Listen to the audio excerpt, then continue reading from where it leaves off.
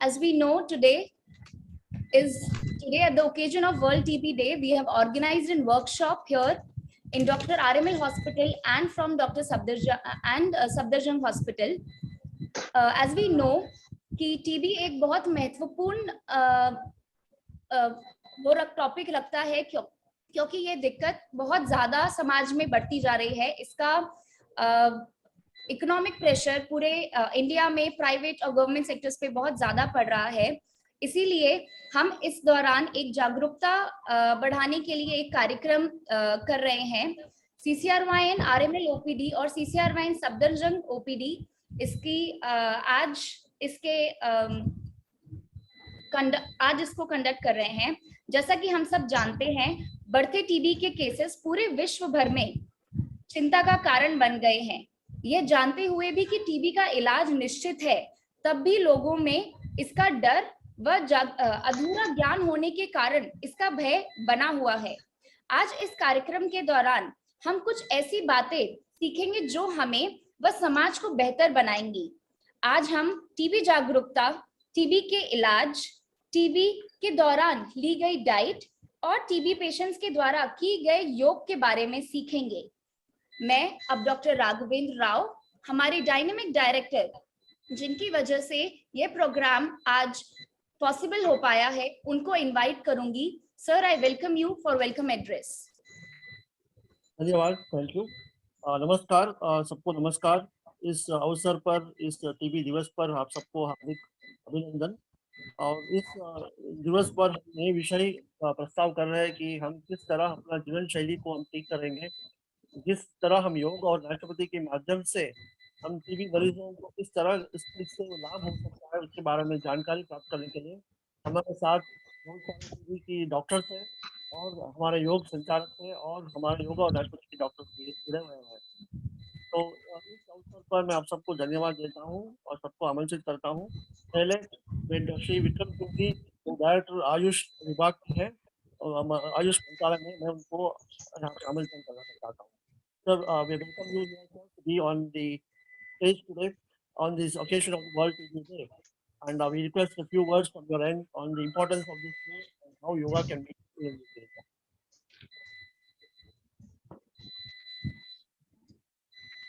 Vikram Singh ji.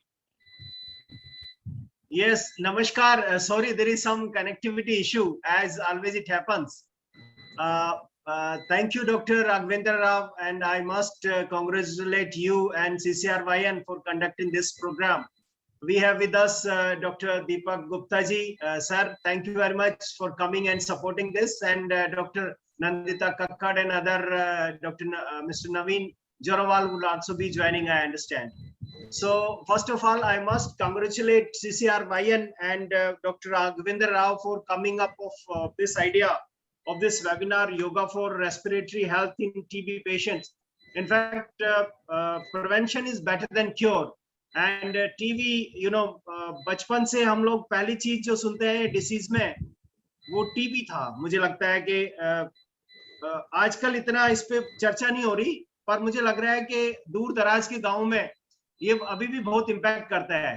तो CCRYN के हमारे जो दो मेन सेंटर्स है, चित्तर में और नागमंगला में, हम ये चाहेंगे कि डॉक्टर राघवेंद्र राव इन दोनों सेंटर पे थोड़ा ज्यादा एफर्ट करें और यहाँ आसपास जितने भी विलेजेस हैं और स्टेक होल्डर्स हैं, उनमें इस अभियान को लेके कि योगा और नेचुरोपैथी कैसे टीबी की मैनेजमेंट में और प्रिवेंशन में या उनके ट्रीटमेंट में हेल्प कर सकता है, इस पे आप थोड़ा सा काम करें।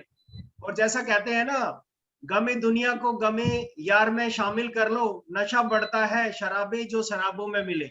मुझे लग रहा है कि योगा जो है वो एक कैटलिस्ट है, ट्रीटमेंट में सहयोग करता है। मुझे लग रहा है कि कोई भी बीमारी हो तो योगा डेफिनेटली हेल्पफुल होता है, क्योंकि उससे हमारा ऑक्सीजन इनटेक बढ़ता है, प्लस हमारी फ्लेक्सिबिलिटी बढ़ती है, and it is really useful. So I must congratulate you once again, and I wish a very success to this webinar. Thank you very much.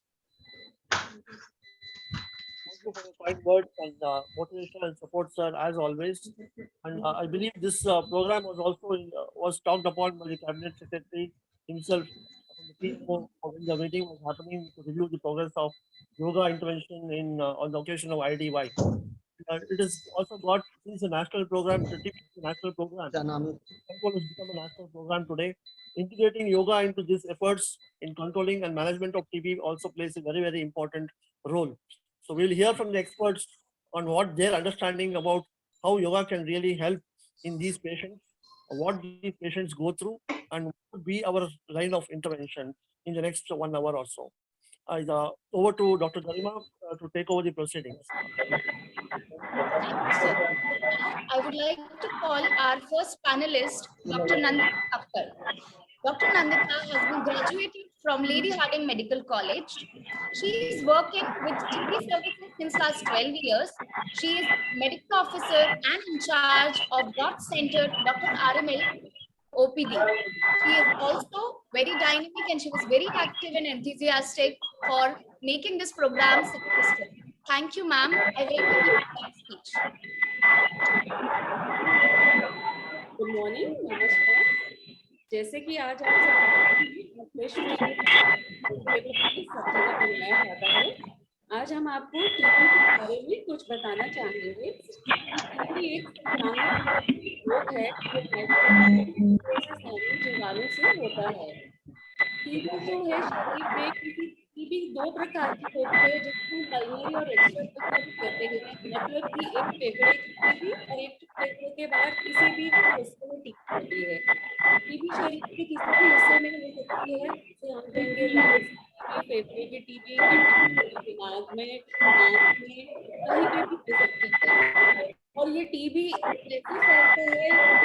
एक टीबी वाला जो पेशेंट होता है, जो उसका बलगम में कीटाणु रहता है, वो अगर कहीं खुले में खांसता है तो उसके नजदीक दूसरे कोई भी लोगों में वो जा सकता है जीवाणु, और उसको भी टीबी हो सकती है।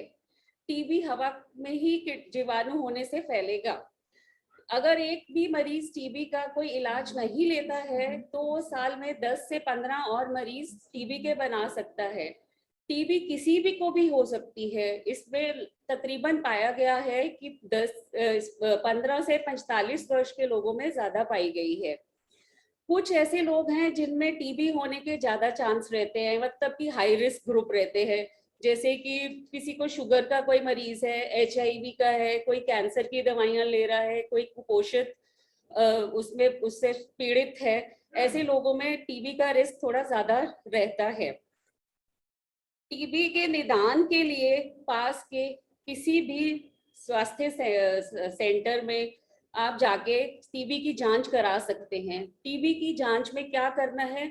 अगर आपको किसी को भी टीबी के लक्षण है, टीबी के लक्षण मतलब जैसे 2 हफ्ते से ज्यादा खांसी होना, बुखार रहना, रात को पसीने आना, सांस फूलना, कभी बलगम में थूक में खून आना, ये सब रात को पसीने रहना, ये सब सिम्टम्स अगर आपको कुछ भी ये लक्षण लगते हैं तो आप पास के स्वास्थ्य केंद्र में जाके, डॉट सेंटर में हर जाके वहां से अपनी बलगम जांच करा सकते हैं, जो कि बिल्कुल निःशुल्क है। और उसके बाद में अगर किसी को छाती की टीबी नहीं है, बाकी टीबी है, तो उसके लिए बाकी सब जांचें भी स्वास्थ्य सेंटर्स में या पास के अस्पताल में बिल्कुल उपलब्ध रहती हैं। अगर किसी को टीबी निकलता है तो उसको हमेशा अगर उसको बलगम में टीबी निकलता है तो अपने मुंह को ढकते रहना है, खुले में थूकना नहीं है, ताकि वो और लोगों को भी टीबी ना फैलाए। और अपना इलाज जैसे उसको बोला जाता है, सुनिश्चित समय पे, सुनिश्चित वक्त के लिए रेगुलर अपनी रोज दवाइयां खाए और अपना टीबी का इलाज करवाए। टीबी का इलाज 6 से 8 महीने तक हो सकता है और हर टीबी के मरीज को वो रोज दवाइयां रोजाना खानी है, जो कि स्वास्थ्य केंद्र पे पास में किसी भी डॉट सेंटर में निःशुल्क प्राप्त होती हैं। भारत सरकार के द्वारा हर टीबी के मरीज को जब तक उसका इलाज चलता है उसको 500 रुपये प्रति महीना निक्षय पोषण योजना के अंतर्गत हर टीबी मरीज को दिया जाता है, जो कि उसके खाते में आता है, उसके पोषण के लिए, खाने के लिए मिलता है। जब तक वो उसका इलाज चलता रहता है। इसलिए हमें अपने समाज में, अपने घर में ये सब जागरूकता फैलानी है कि अगर किसी को भी खांसी है या बहुत 2 हफ्ते से ज्यादा खांसी हो गई है तो उसको जांच कराना अवश्य है। और ऐसा नहीं है कि टीबी इलाज है। समय पे अगर इसको हम पकड़ लें, समय से इसकी जांच करवाएं, समय से इसका इलाज हो जाए तो टीबी पूरी तरह से ठीक हो सकती है। इसलिए हमें ये सबको मिलकर कोशिश करनी है कि हम अपने घर से, अपने समाज से, अपने अड़ोस पड़ोस से सबको लेकर, कोई भी ऐसी किसी को परेशानी है तो उनका जल्द से जल्द इलाज करवाएं। अपने घर में छोटे बच्चे हैं उनका भी ध्यान रखें ताकि ये जल्दी से पकड़ में आए और इसका पूरा कोर्स करके मरीज बिल्कुल से ठीक हो जाए। और पूरे निर्धारित समय पे दवाइयां खानी है और उनका इलाज बीच में नहीं छोड़ना है। आज विश्व टीबी दिवस के दिन हम सब ये प्रण लेते हैं कि हम सब मिलकर पूरी तरह से कोशिश करेंगे कि हम अपने समाज को टीबी मुक्त बना सकें। टीबी हारेगा, देश जीतेगा। धन्यवाद। Thank you so much doctor Nandita. आपके टीबी अवेयरनेस जो आपने जानकारी दी, आशा है कि वह सभी के लिए बहुत महत्वपूर्ण होगी। आप सभी लोग इन बातों का ध्यान रखेंगे और समाज का एक हिस्सा बनकर समाज को टीबी मुक्त बनाएंगे। Thank you doctor Nandita. Now I welcome doctor Sujata so she can take on she can call the next speakers.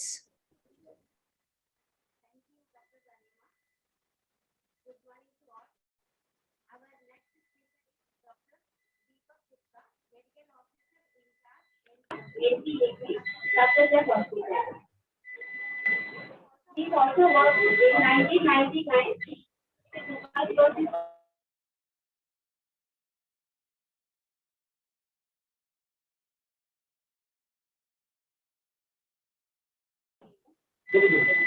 He came to Delhi and in 2011 Safdarjung Hospital. Thank you, sir. Good morning, all. I'm audible to all. Yes, sir. Hello. You're audible, sir. Good morning. Good morning to all. First of all, I thank Dr. Rajbin, Dr. Garima, Dr. Nandita, Dr. Sujata, and especially to Dr. Rajbin. He has organized such a good, he has taken such a good initiative that he is making yoga and naturopathy for the prevention of this killer disease. As जैसे कि हमारे प्रधानमंत्री श्री नरेंद्र मोदी जी ने एक सपना देखा है कि भारतवर्ष को 2020 तक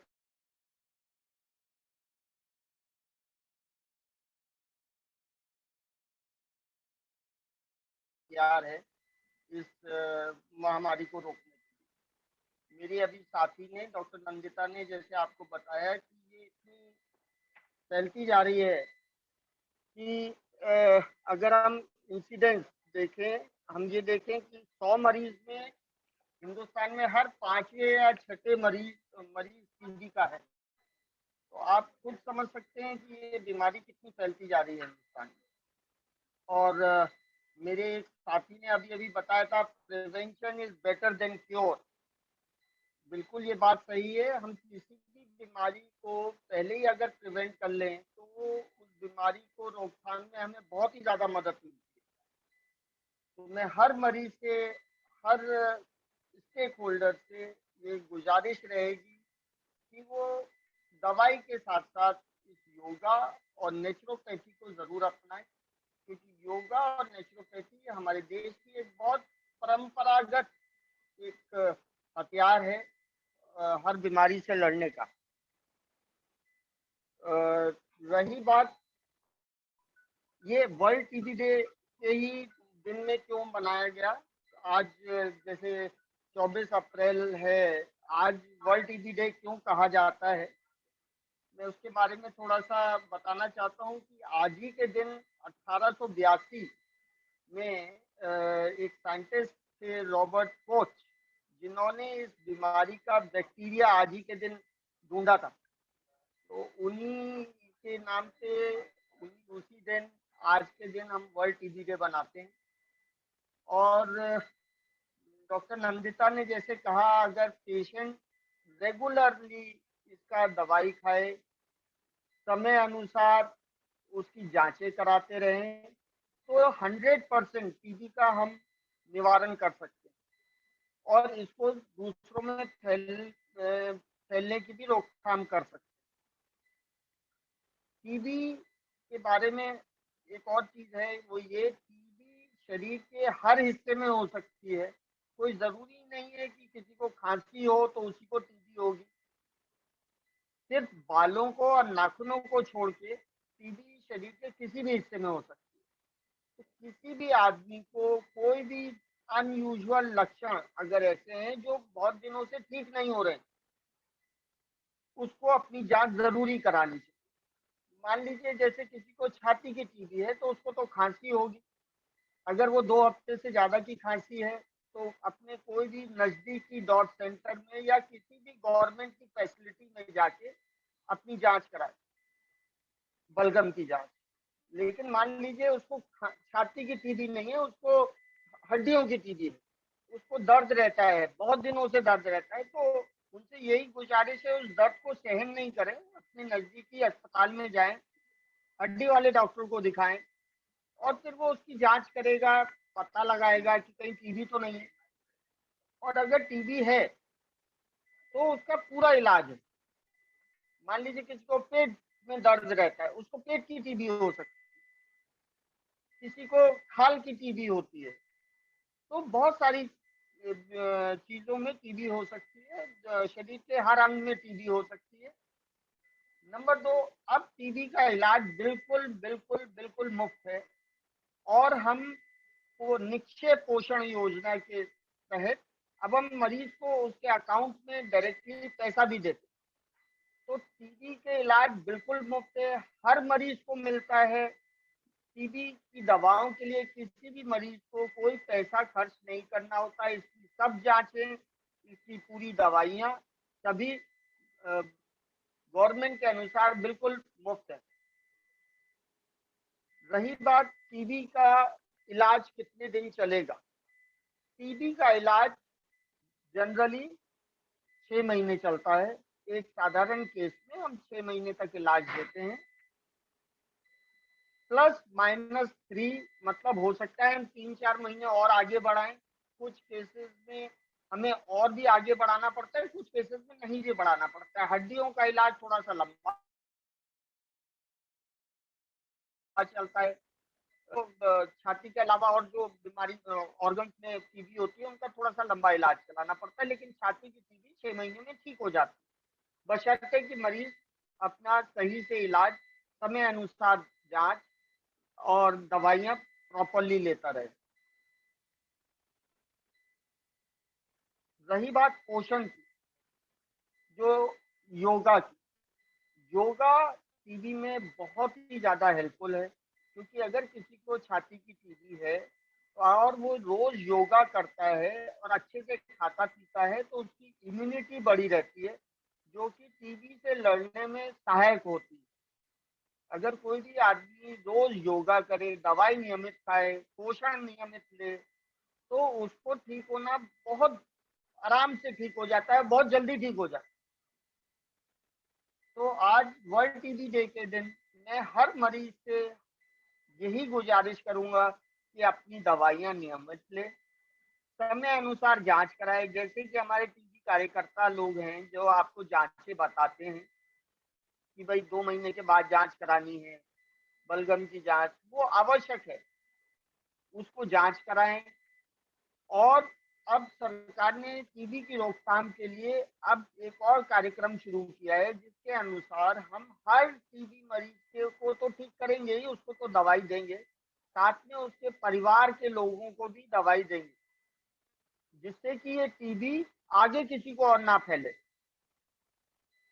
जो उसके घर वाले साथ में रहते हैं उसको भी दवाई, और वो बहुत जरूरी है, क्योंकि मान लीजिए आपको तो टीबी है, आप किसी और को नहीं खिलाएं। क्योंकि जैसे मेरी दोस्त ने अभी बताया कि एक टीबी का मरीज 10 से 15 टीबी के पेशेंट बनाता है जो उसके चारों तरफ रहते हैं। तो अब हम ये चाहते हैं कि हम आप टीबी के मरीज को तो दवाई दें, साथ में उसके और जो लोग हैं उसके परिवारजन हैं, उनको भी बचाएं। टीबी के मरीज के साथ साथ उसके घर वालों को भी दवाई मिलती है और वो भी बिल्कुल मुफ्त मिलती है और वो भी 6 महीने के लिए खानी होती है। तो मेरी आज के दिन हर मरीज से बस यही गुजारिश है कि अपना दवाई, अपने परिवारजनों की जांच, अपनी जांच वो रेगुलरली कराएं, जिससे कि हम इस बीमारी से लड़ पाएं और प्रधानमंत्री ने जो एक सपना देखा है कि 2025 तक इस बीमारी को हिंदुस्तान से निकाल फेंकेंगे, वो पूरा कर पाए। धन्यवाद।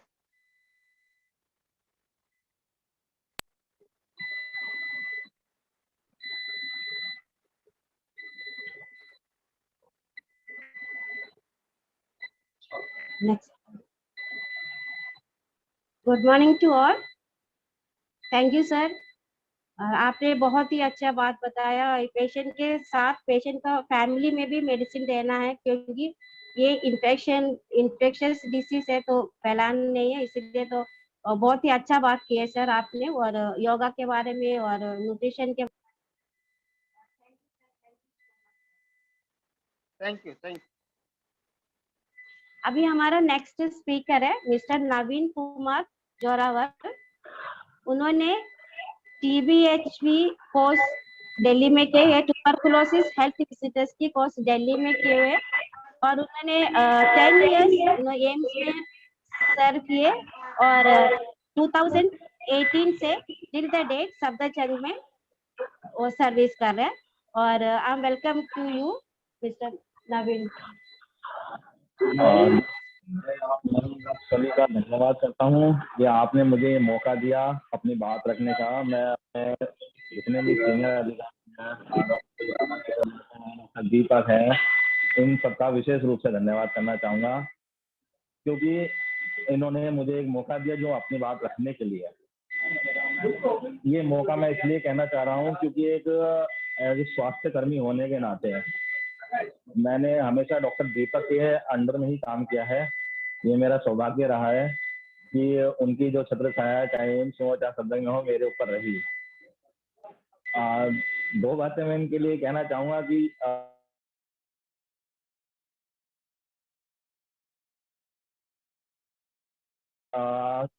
हमारे जो डॉक्टर दीपक है, ये इसलिए कहना चाह रहा हूँ कि मैं मेरे अधिकारी नहीं, मैंने पर्सनली देखा है। क्योंकि एम्स से सफदरजंग मैं इनके साथ आया तो मैं ये नहीं चाहूंगा कि मैंने पर्सनली एक चीज इनके साथ महसूस करी कि कभी भी कोई टीबी पेशेंट इनके पास कभी भी किसी टाइम आता है, उसकी बहुत ही ज्यादा वो उसकी हेल्प करते हैं।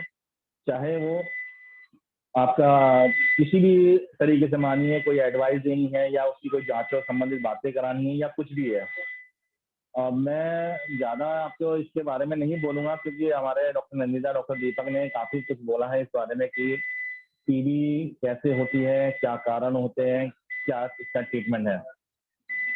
मेरा काम होता है कि एक पेशेंट जो हमारे डॉक्टर दीपक के पास डायग्नोस होके आता है, उसको मैं आगे टैकल करता हूँ कि उसका मुझे आगे क्या करना है। अपने यहाँ ट्रीटमेंट चलाता हूँ या मैं उनको रेफर करता हूँ, उससे संबंधित मैं आपको कुछ बताऊंगा।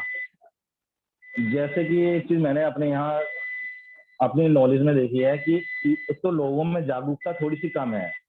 जागरूकता ये है कि किसी को खांसी अगर बुखार या वगैरह इस तरह से जो छोटे मोटे लक्षण जो नॉर्मली टीबी के पेशेंट को होते हैं वो उन्हें पता नहीं होते, उससे उनको डायग्नोस होने में समय ज्यादा लगता है। जैसे कि मैं अगर किसी से पूछता हूँ कि भाई आपको कितने दिन से खांसी वगैरह है, आपने चेकअप करा, कहेगा जी 2 महीने हो गए, 3 महीने हो गए मुझे खांसी आ रही, मैं लोकल डॉक्टर के पास गया, उन्होंने खांसी की दवाई लिख दी, या मैंने अपना इलाज कर लिया जो भी था, तो कफ सिरप वगैरह बाजार से खरीद लिया, और उन्हें 2 से 3 महीने लग जाते हैं इसको डायग्नोस होने में। तो मैं उन सबसे कहूंगा कि जैसे ही खांसी हो, 2 हफ्ते से ज्यादा खांसी, तो कृपा करके वो अपना चेकअप जरूर कराएं। चाहे वो बुखार आ रहा हो, उनको वजन कम हो रहा हो, क्योंकि टीबी लोग सोचते हैं कि हम टीबी का जांच कराने जाएंगे, वो इस तरह से सोचते हैं कि थोड़ा शर्म वाली बात भी सोचते हैं यार हम कोई सोचेगा कि हमें टीबी हो गई है। ऐसा नहीं सोचना है, बल्कि टीबी के मामले में अच्छी बात ये मैं जानता हूँ कि टीबी एक ठीक होने वाली बीमारी है, ना कि HIV या कैंसर जिसका बहुत लंबा इलाज चलता है, जो शायद ठीक नहीं भी हो पाती कईयों में। पर टीबी जो है एक बहुत ही अच्छी बात यह है कि ये ठीक हो सकती है बीमारी। और इसका कोई ज्यादा लंबा टाइम नहीं है, सारी इसकी चिकित्साएं जो जांचें हैं और इलाज है वो सब मुफ्त है, सबसे बड़ी बात ये है। जी जी, मैं अपनी एक पर्सनली ये बताना चाह रहा था कि मेरे आज से लगभग 12 या 14 साल पहले मेरे कोई जानने वाले थे, उनको टीबी हो गई। पर पहले क्या था, जो जांचें थी उसमें काफी समय लगता था, तो उनको मल्टी MDR टीबी डायग्नोस हुआ था, जिसमें उन्हें डायग्नोस होने में कम से कम 2 से 3 महीने लगे। पर अब अच्छी बात यह है कि हम इस तरह की बीमारी MDR टीबी यानी कि मल्टी ड्रग रेजिस्टेंट टीबी, जिसे हम पहले लाइलाज टीबी बोलते थे, उसकी जांचें की रिपोर्ट सिर्फ 2 घंटे में अवेलेबल है, जो ट्रूनेट या जीन एक्सपर्ट के द्वारा हम करते हैं, जो ये पहले बहुत ज्यादा टाइम लेती थी और इस तरह की जांचें पहले पॉसिबल नहीं हो पाती थी, क्योंकि कल्चर वगैरह से होती थी जांचें। तो इसके लिए भी मैं आपको सरकार का, आप सबका और बड़े अधिकारियों का, जितने भी हमारे स्वास्थ्य विभाग हैं, सबका धन्यवाद करना चाहूंगा कि अब सिर्फ 2 घंटे में हमें पता चल जाता है कि मरीज को कहीं MDR टीबी तो नहीं है। MDR टीबी का मतलब ये है कि जो फर्स्ट लाइन ड्रग है वो उस पर काम कर रही है या नहीं कर रही है, और जिसका बहुत महंगा इलाज था और वो 2 साल तक चलता है, पर वो फ्री मिलता है हमारे मरीजों को। ये भी एक बहुत अच्छी बात मुझे लगती है। और दूसरी बात मैं ये कहना चाहूंगा योगा के बारे में। योगा के बारे में मैंने ये कहा है कि मैं पर्सनली आज नहीं कह रहा हूँ कि आपके, मैं पर्सनली मेरे जैसे कि प्लूरोफिजन, खासकर प्लूरोफिजन को केस जो होते थे मेरे पास, जिनके लंग्स में पानी भर जाता था, उनको थोड़ा सांस फूलने में, उनको चलने फिरने में, कुछ करने में, या फेफड़ों के टीबी वालों को सांस जल्दी फूलती थी, तो वो उनको अक्सर पर्सनली कहता था कि मजाक में कि आप है ना बाबा रामदेव के चेले बन जाइए, योगा करिए। ये मैं अपने पेशेंटों को पर्सनली बोलता था, क्योंकि योगा करने से आपके फेफड़ों की क्षमता बढ़ती है, शरीर की क्षमता बढ़ती है, और ये तो अब वर्ल्ड योगा दिवस भी बनने लग गया है। सबसे बड़ी बात ये देखिए ना, योगा की ताकत को कोरोना काल में भी सबने महसूस करा है। तो मैं इस बात के लिए बहुत ही आभारी हूँ कि आपने योगा को इसके साथ जोड़ा, और ये अच्छा एक प्रयास है। इसके लिए मैं पर्सनली आपको सबको धन्यवाद देना चाहता हूँ, सबको, सर को, मैडम को, सबको, जो भी इसमें आप हमारे सहयोगियों ने, जिन्होंने भी इसमें पार्टिसिपेट किया है, या जो कर रहे हैं या जो देख रहे हैं। ठीक है, आगे मैं यही कहूँगा, मैं टीबी की दवाइयाँ फ्री हैं, जांचें फ्री हैं, सब जांचें कराइए, योगा करिए और अपना खाना पीना सही रखिए, बस इससे ज्यादा मैं आपको शायद ना कर। धन्यवाद। Thank you mister Neeraj. Okay, thank you Naveen ji, बहुत ही अच्छा बात कही आपने। और over to doctor Garima. Thank you ma'am. So अब हमने टीबी के बारे में बहुत सारी चीजें जानी कि टीबी की दवाई कैसे लेनी है, डॉट्स प्रोग्राम कैसे होता है, टीबी में जो जो दिक्कतें आती हैं उनको हमें किस तरीके से डील करना है। लेकिन इस बीमारी के दौरान हमने देखा है कि बहुत सी अन्य दिक्कतें भी आती हैं, राइट, जैसे सांस लेने में दिक्कत होना, कमजोरी होना, वेट लॉस होना, जिसपे आपका कोई कंट्रोल नहीं होता है। उस इन दिक्कतों को हम कैसे ओवरकम कर सकते हैं, इन दिक्कतों को हम कैसे योग और सिर्फ प्रॉपर न्यूट्रिशन के द्वारा एलिमिनेट कर सकते हैं, हम उस बारे में आज सीखेंगे। जैसा कि हम सबने जान ही लिया है कि 24 मार्च हर साल वर्ल्ड टीबी डे के उपलक्ष्य में मनाया जाता है, क्योंकि इसी दिन 1882 में रॉबर्ट कोच, जिन्होंने टीबी के बैक्टीरिया की खोज की थी। तो ट्यूबरकुलोसिस कैसे फैलता है? ट्यूबरकुलोसिस एक बैक्टीरिया से फैलता है जिसका नाम होता है माइकोबैक्टीरियम ट्यूबरकुलाई। ठीक है, टीबी कैसे स्प्रेड होता है? ये हमारे सांस से या हमारे स्पूटम से स्प्रेड होता है, mouth to mouth. So droplet infection है एक प्रकार का। जब हम खांसते हैं या छींकते हैं, ये लंग्स में प्रेजेंट या हमारे अपर एयर में प्रेजेंट छोटे छोटे कण हवा में फैलकर लोगों को इन्फेक्टेड कर सकते हैं। ऐसा देखा गया है कि एक सिंगल स्पूटम पॉजिटिव पेशेंट अपने आसपास के 10 लोगों को पॉजिटिव कर सकता है। जैसा कि पहले ही डॉक्टर दीपक, डॉक्टर नंदिता, मिस्टर नीरज ने बताया कि अगर किसी को घर में टीबी है तो उनको साथ वालों को भी टेस्ट कराना चाहिए और एक बेसिक एंटी ट्यूबरकुलोसिस ट्रीटमेंट का पालन करना चाहिए।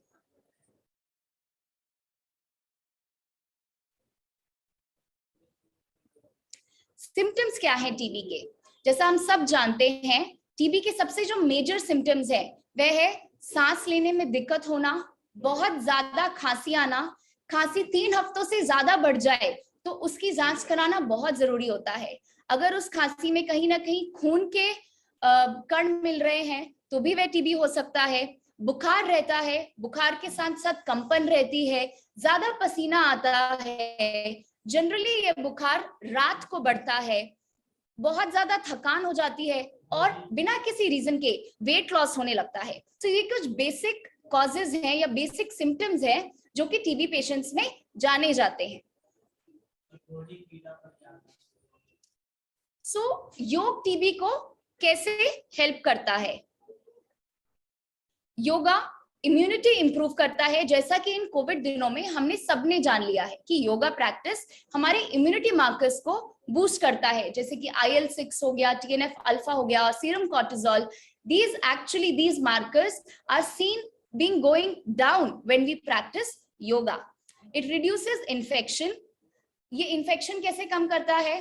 So it indirectly affects on the infection rate, as when the patient is positive, उन लोगों में जितना भी अमाउंट ऑफ बैक्टीरिया है वो माइक्रोस्कोपी में देखा गया है कि वो number of bacteria yoga practice करने वाले लोगों को कम होता जाता है, प्लस उनका सिम्टम स्कोर भी धीरे धीरे कम हो जाता है जो लोग योग प्रैक्टिस करते हैं। That's how it reduces infection.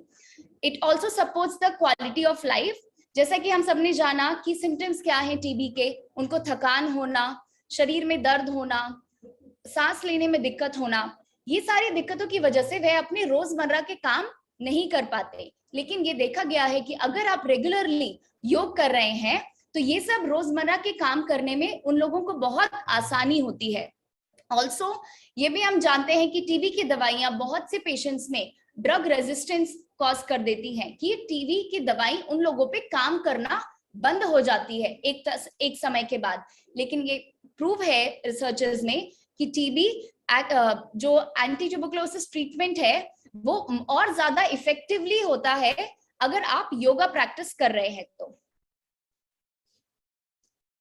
ये एक रैंडमाइज कंट्रोल ट्रायल है जिसके बारे में मैं आपको बताना चाहूंगी, जिसमें टीबी पेशेंट्स पे, जो पल्मोनरी टीबी पेशेंट्स थे, उनको 2 ग्रुप्स में डिवाइड किया गया। एक ग्रुप था जिसको योग की प्रैक्टिसेस दी गई अलॉन्ग विद टीबी का जो एंटी ट्यूबरकुलोसिस ट्रीटमेंट होता है, और एक ग्रुप को ब्रेथ अवेयरनेस ट्रीटमेंट दी गई अलॉन्ग विद टीबी का जो एंटी ट्यूबरकुलोसिस ATT ट्रीटमेंट के साथ। उसमें देखा गया कि 60 minutes of integrated yoga practice, मतलब दवाइयों के साथ साथ किए जाने वाले हर दिन के 1 घंटे के योग अभ्यास ने 2 महीने तक बहुत अच्छे इफेक्ट्स दिखाए। उन पेशेंट्स में सिम्टम स्कोर बहुत सिग्निफिकेंटली कम हुआ, उनका बॉडी वेट बहुत अच्छे से मेंटेन रहा, उनका जो फोर्स्ड वॉल्यूम कैपेसिटी है, मतलब कि उनकी पूरी फोर्स वाइटल कैपेसिटी, जो उनकी पूरी सांस लेने की क्षमता है, उसमें इंप्रूवमेंट आई, प्लस सांस छोड़ने की क्षमता में भी इंप्रूवमेंट दिखा। ऐसे ही सेम जो लोग ब्रेथ वर्क पे काम कर रहे थे उनमें भी देखा गया कि उनमें भी ये सारी चीजें बहुत सिग्निफिकेंटली इंप्रूव हुई थी। लेकिन योग ग्रुप में स्पूटम नेगेटिव होने वाले पेशेंट्स बहुत जल्दी थे। जैसे कि अगर सिर्फ जो लोग ATT ले रहे थे वो लोग 60 डेज के बाद, इंटेंस एक ट्रीटमेंट के बाद ही स्पूटम नेगेटिव आते हैं।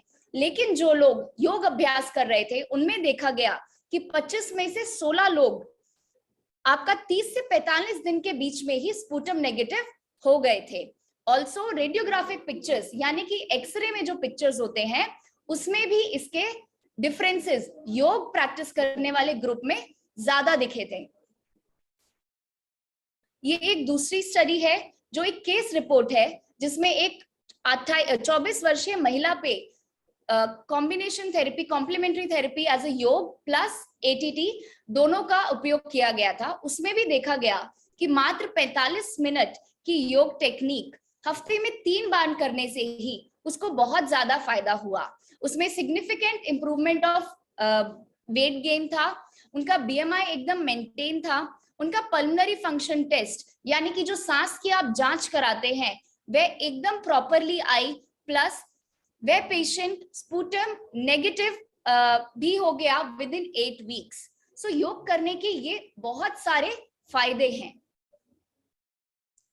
अभी हमने जैसे जाना इन स्टडीज में क्या क्या हुआ, सो बहुत सारी स्टडीज हैं जो योग प्रैक्टिस करने के वक्त स्टडीज की गई और उसमें देखा गया कि जो मैकेनिकल लंग मूवमेंट्स हैं, जो ब्रीदिंग और प्राणायाम, भस्त्रिका, कपालभाति जैसे प्रैक्टिसेस के वक्त होती हैं, उस वक्त मैक्सिमल वॉलंटरी वेंटिलेशन, मतलब कि उनकी मैक्सिमम ब्रीदिंग कैपेसिटी इंप्रूव हुई, उनके रेस्पिरेटरी एफर्ट्स इंप्रूव हुए, फोर्स्ड वाइटल कैपेसिटी जो कि फोर्सफुली इनहेलेशन और एक्सहेलेशन की कैपेसिटी होती है, कंप्लीट सांस भरना और कंप्लीट सांस छोड़ना, उसमें भी इंप्रूव हुआ, जिसके साथ साथ लंग वॉल्यूम में भी इंप्रूवमेंट्स दिखे।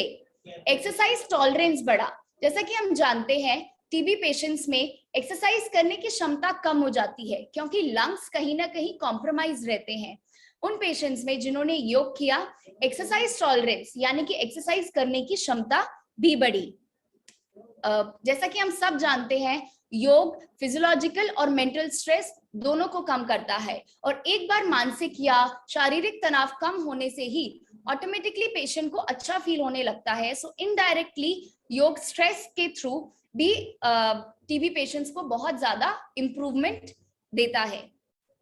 जैसा कि हम जानते हैं टीबी इन्फेक्शन के दौरान जिनको जनरली पल्मोनरी टीबी है या लंग्स का टीबी है, उस समय जो बैक्टीरिया है वो सबसे ज्यादा एपेक्स यानी कि लंग्स के ऊपर हिस्से में प्रेजेंट होता है, क्योंकि वो एरिया ज्यादा फंक्शनल नहीं होता है, वहां तक हम डीप ब्रीदिंग प्रैक्टिस नहीं करते हैं, सो वहां पे ये बैक्टीरिया ज्यादा पनपता है और धीरे धीरे इसी के कारण वो बैक्टीरिया पूरे लंग्स में फैलता जाता है और लंग्स की इलास्टिसिटी को कम करता है। इलास्टिसिटी मतलब जैसे कि गुब्बारे में हवा भरते हैं, वो गुब्बारा कैसे फूलता है, राइट?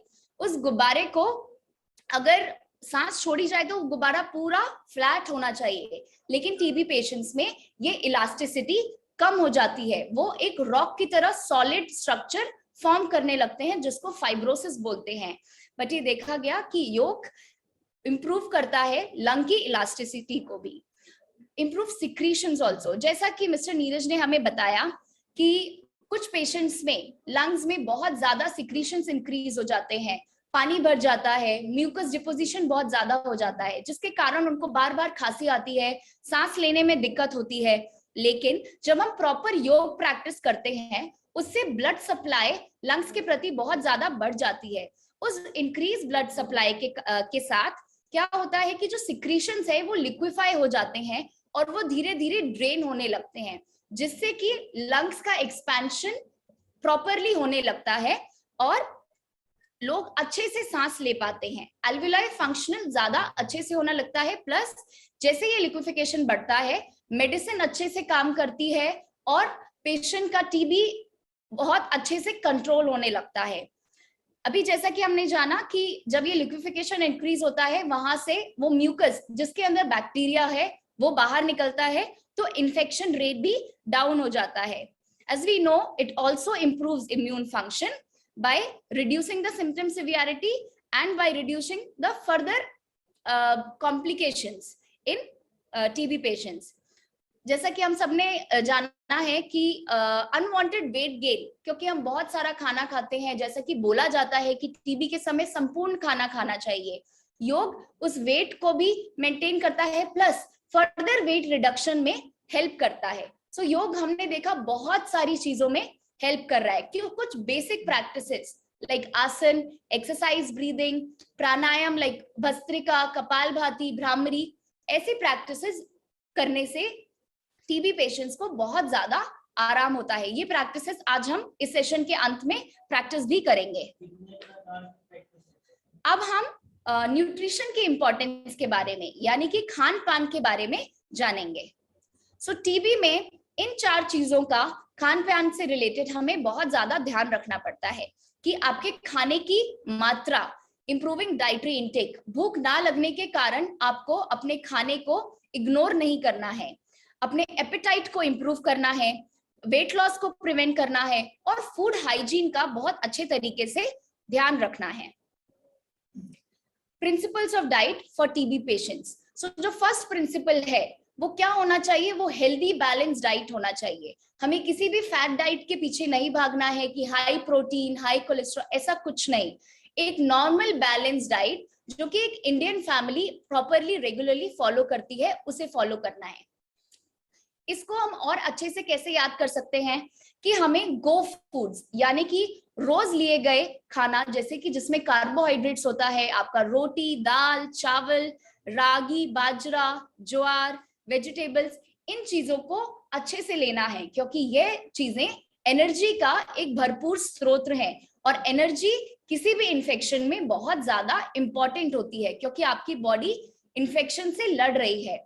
दूसरा चीज है बॉडी बिल्डिंग फूड्स, जिनको ग्रो फूड्स भी कहा जाता है।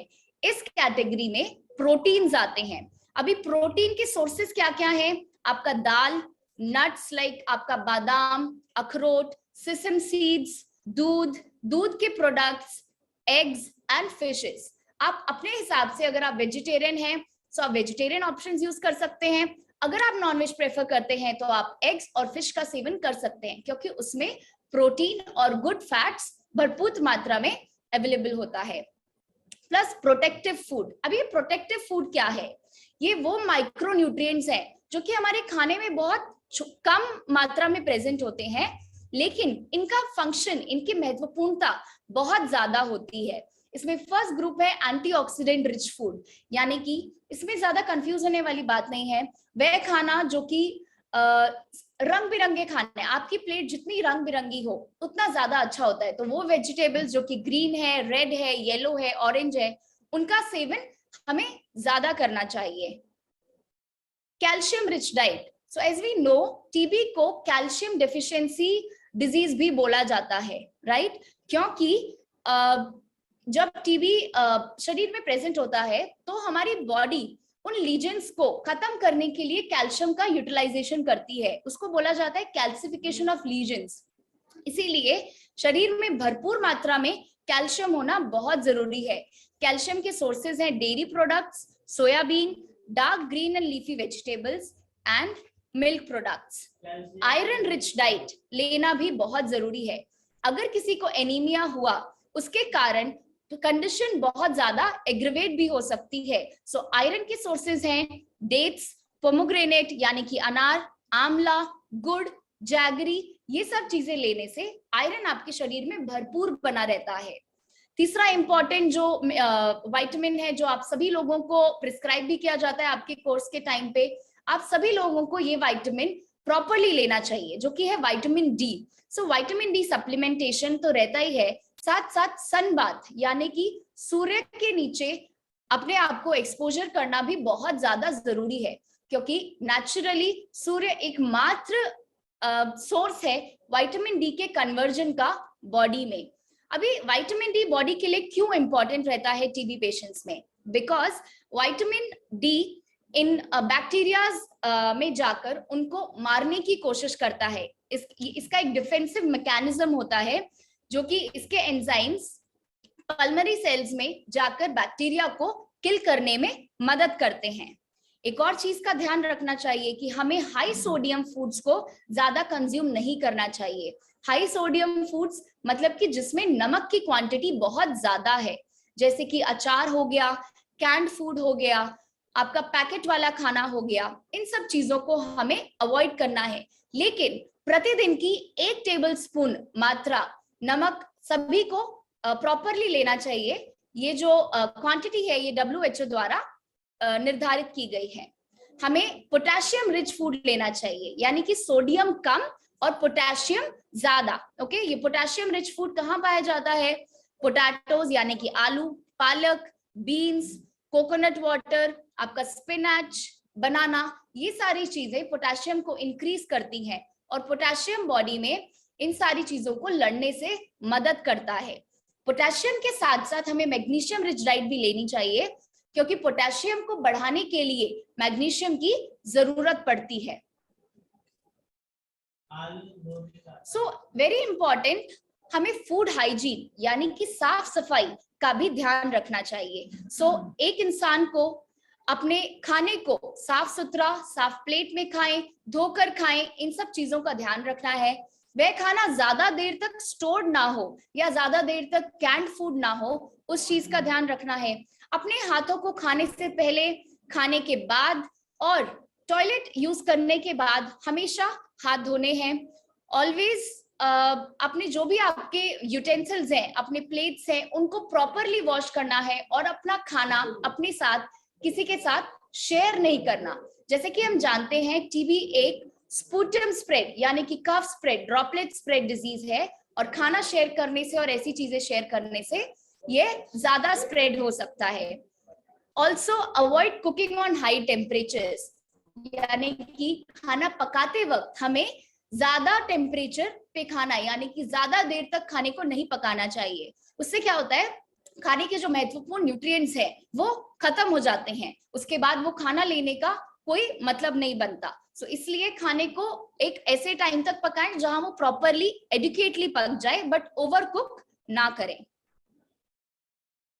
अभी क्या क्या चीजें अवॉइड करनी है स्ट्रिक्टली हर एक टीबी पेशेंट्स को। So one must avoid alcohol, यानी कि शराब का इंटेक कंप्लीटली कम होना चाहिए। इससे अगर आप दवाई ले रहे हैं, दवाई के साथ अगर आप अल्कोहल कंजप्शन करते हैं तो ड्रग टॉक्सिसिटी यानी कि पॉइजन होने के ज्यादा चांसेस रहते हैं। ऑल्सो अल्कोहल आपके ट्रीटमेंट को कहीं ना कहीं हैम्पर करता है। कार्बोनेटेड ड्रिंक्स यानी कि वो ड्रिंक्स जो कि हम कोल्ड ड्रिंक, पेप्सी ऐसी जो चीजें पीते हैं उनको हमें अवॉइड करना है। प्लस टी, कॉफी को भी मॉडरेट अमाउंट में लेना है। We have to strictly abandon the use of tobacco, चाहे वो च्यूइंग टोबैको हो चाहे वो स्मोकिंग टोबैको हो, उसको कंप्लीटली ऑफ करना है क्योंकि वो हमारे लंग फंक्शन को कहीं ना कहीं कॉम्प्रोमाइज करता है। Also we have to balance spices and salts, उसको हमें बैलेंस करते हुए ही खाना है। Okay, so that's it about nutrition and yoga for TB patients. So now I would like to invite Dr. Sagar and जो हमारे बीच अभी यहीं पे उपस्थित हैं, डॉक्टर सागर असिस्टेंट प्रोफेसर कम्युनिटी मेडिसिन हैं। उनका टीबी ओपीडी में बहुत ज्यादा एक्टिव योगदान है। सर पेशेंट अवेयरनेस, योग को भी बहुत ज्यादा अवेयरनेस बढ़ाते हैं। सर मैं आपको बुलाना चाहूंगी। Thank you for joining us. नमस्ते, गुड मॉर्निंग। मैं डॉक्टर सागर बोरकर हूँ। मैं डिपार्टमेंट ऑफ कम्युनिटी मेडिसिन, रोग प्रतिकारक और सामाजिक चिकित्सा विभाग में एसोसिएट प्रोफेसर के पद पे हूँ। और मेरा ये मानना है कि कविता के माध्यम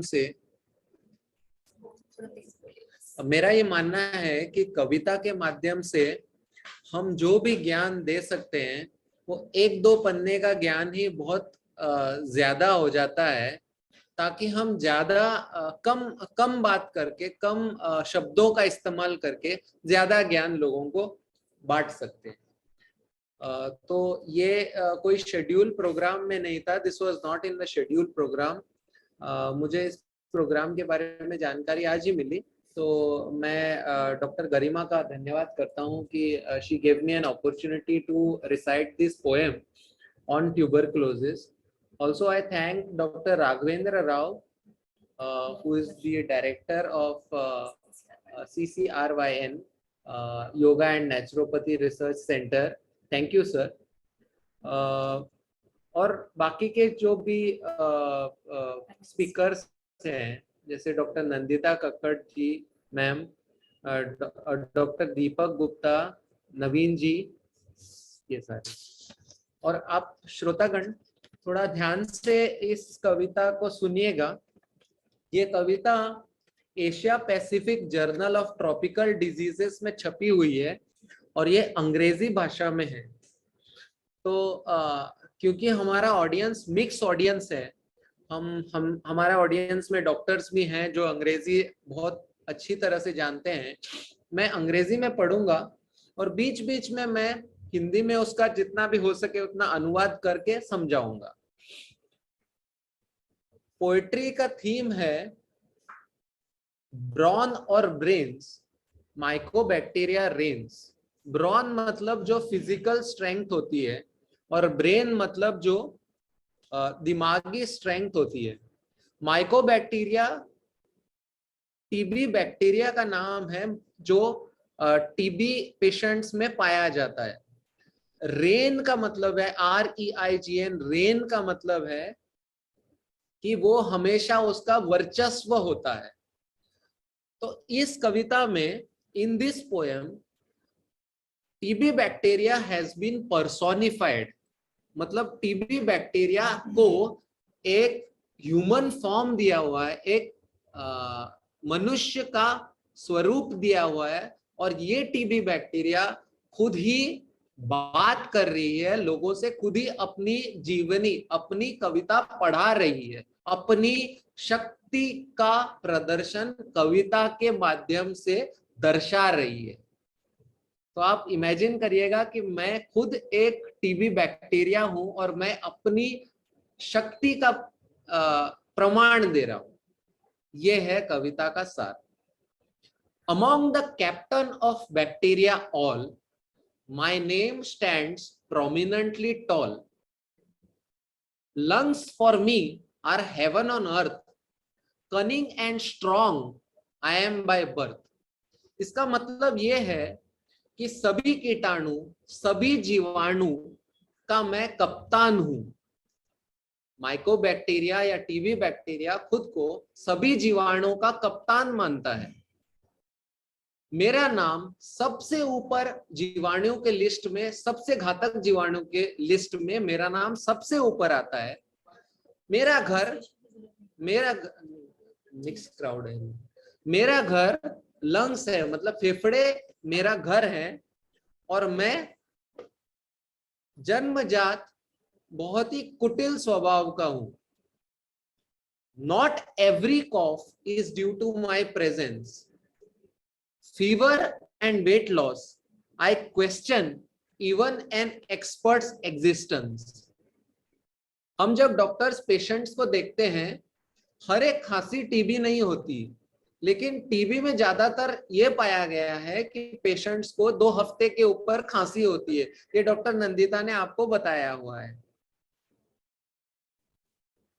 फीवर और मतलब बुखार और वेट लॉस, वजन कम होना, ये टीबी के भी लक्षण हो सकते हैं, कैंसर के भी लक्षण हो सकते हैं। तो स्पेशलिस्ट को भी कंफ्यूज कर देने वाली क्षमता मेरे में है, माइकोबैक्टीरिया ये बोल रहे हैं। On treatment for 4 weeks I put my head down, you have no idea even if you are smartest in the town. इसका मतलब ये है कि जो इंटेंसिव थेरेपी है, जब पेशेंट स्पुटम पॉजिटिव हैं और टीबी को ट्रांसमिट कर सकते हैं, वो 4 हफ्ते की होती है, वो 2 महीने की होती है, लेकिन 4 हफ्ते के ट्रीटमेंट से खांसी कम हो जाती है। On treatment for 4 weeks I put my head down. और इससे क्या होता है कि जब खांसी कम होती है तो पेशेंट ऑटोमेटिकली दवाई लेना बंद कर देता है, क्योंकि उसकी खांसी तो कम हो गई, तो उसको ये लगता है कि उसकी टीबी ठीक हो गई। लेकिन ऐसा होता नहीं है। टीबी का बैक्टीरिया जो है वो अपने आप सर नीचे कर देता है, लेकिन उससे ड्रग रेजिस्टेंस बढ़ जाता है।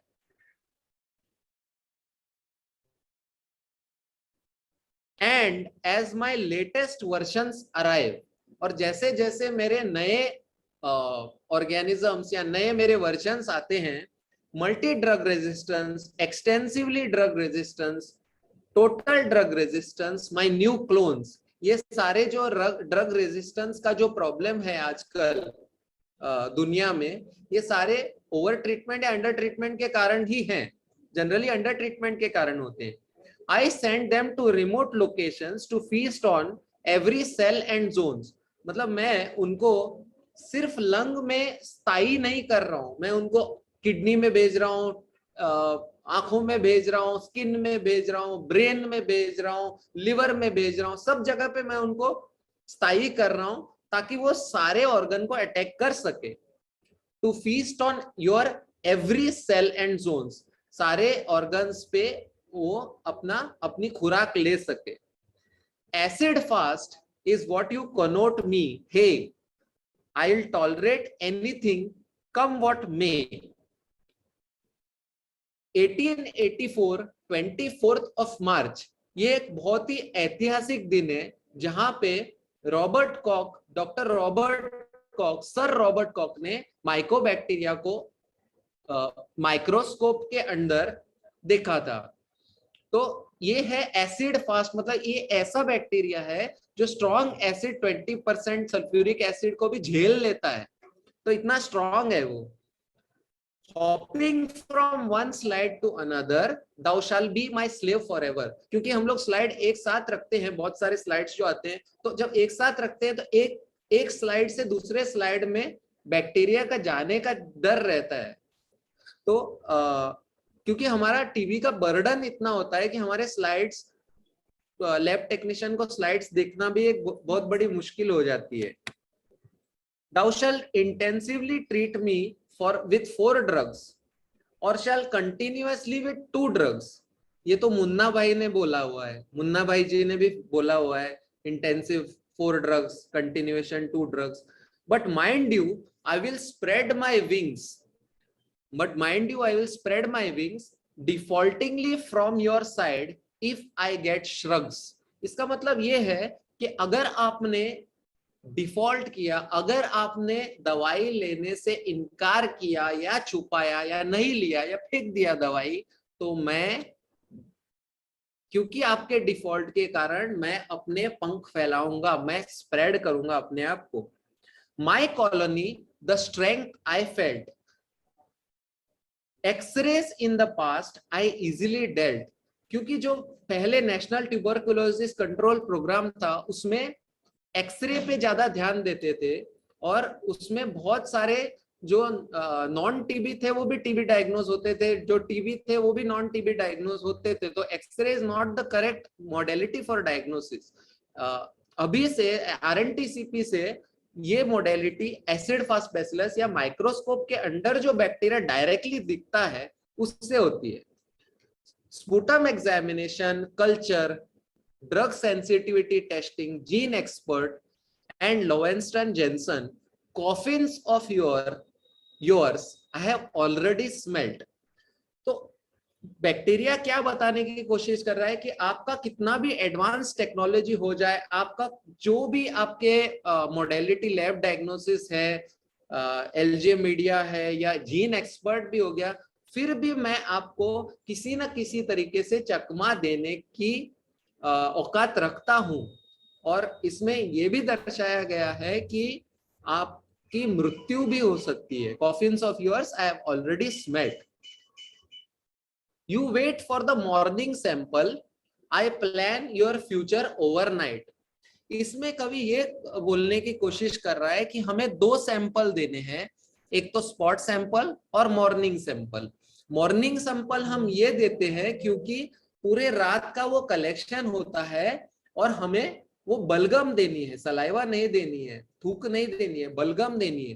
तो उससे क्या होता है कि डिटेक्ट होता है बलगम से। तो आप मॉर्निंग सैंपल के लिए वेट करते हो, लेकिन मैं अपना आपका फ्यूचर ओवरनाइट ही उसको प्लान करता हूं। Pink rods against a blue background thou shall definitely miss due to oversight। ये कवि बोलने की कोशिश कर रहा है कि छोटे से पिंक रॉड होते हैं माइक्रोस्कोप के अंदर, और अगर आपने उसे ध्यान नहीं दिया तो आप उसको मिस कर सकते हैं। मतलब जो जिस स्लाइड में टीबी है आप इजीली उसको मिस कर सकते हैं और उसको नॉन टीबी डायग्नोस कर सकते हैं। Your mishaps I flourish, HIV and me opportunistically nourish. क्योंकि ट्यूबरकुलोसिस, क्योंकि HIV पेशेंट जो है उसमें ट्यूबरकुलोसिस ये एक अपॉर्चुनिस्टिक बैक्टीरिया है। अपॉर्चुनिस्टिक को हिंदी में क्या कहते हैं मुझे नहीं पता है, लेकिन टीबी आ सकता है HIV पेशेंट्स में बहुत आसानी से। My brethren travel even to areas where there is no air। Give me just 2 minutes। My brethren travel even to areas where there is no air। Brain, joints, genitalia, spine and meninges। Do you think anything I will spare। मतलब TB bacteria फिर भी अपना शक्ति का example दे रहा है। your failures stepping stones to my success. In your deepest nightmares I still remain. Even the death that departs, soulmates can't separate us. Thy body and even soul, neither peaceful nor serene. Brawn or brains and years pass, but I am the same. मतलब साल गुजर गए, TB bacteria ये बोलने की कोशिश कर रहा है कि आप national tuberculosis control programme launch करो, revise national tuberculosis control programme launch करो, इरेडिकेशन प्रोग्राम, एलिमिनेशन, जो भी प्रोग्राम लॉन्च करो, ईयर बाय ईयर आप नाम चेंज करते रहो या जो भी एफर्ट्स डालते रहो, मेरी शक्ति तो उतनी ही होगी, ज्यादा ही होगी उससे. न्यूबॉर्न और ओल्ड, रिच और पुअर, मैनर्ड और वेगाबॉन्ड, मस्क्यूलर और लेम, कोई भी हो आप वयोवृद्ध हो, ओल्ड हो, या आप नवजात शिशु हो, प्रेग्नेंट लेडी हो, या आप अमीर हो, गरीब हो, या आप मस्क्यूलर हो, मैं अटैक तो करूंगा आप पे. Thou shall revise the program millions of times, for centuries my terror shall reign. तो इससे कवि ये बोलने की कोशिश कर रहे हैं कि जो टीबी बैक्टीरिया है, जो आत्मघाती नहीं दिखता है, जो लगता है कि 2 हफ्ते की खांसी है, ज्यादा कुछ नहीं है, बहुत जल्दी ठीक हो जाएगा, ऐसा नहीं है. वो अपना सर कभी भी ऊपर उठा सकता है, और जब उसने दोबारा सर उठा दिया तो रेजिस्टेंस डेवलप हो सकता है. और कोविड के टाइम में बहुत कम पेशेंट्स टीबी के डायग्नोसिस के लिए हॉस्पिटल में आ रहे थे. उससे ये हो गया कि टीबी में प्रेवलेंस बढ़ जा रहा है कम्युनिटी में, और क्योंकि कम्युनिटी में प्रेवलेंस बढ़ जा रहा है, रेजिस्टेंस भी बढ़ सकता है कम्युनिटी में. तो ये दर्शाने की कोशिश कवि कर रहे हैं. तो ये पर्सनली मैंने लिखी है और Asia Pacific journal of tropical diseases में ये पब्लिश हुई है. धन्यवाद. Thank you, Dr. Sagar, for this wonderful way of explaining how TB travels from air to slides to within our bodies. So, आपने बहुत अच्छे से समझाया टीबी की पूरी जर्नी और हमें किन किन बातों का ध्यान रखना चाहिए. अब हम योग अभ्यास की तरफ बढ़ेंगे. अभी हमारे योग थेरेपिस्ट आलोक जी और ममता जी आपको योग अभ्यास करवाएंगे. सभी लोग अपने मैट्स पर आ जाएं.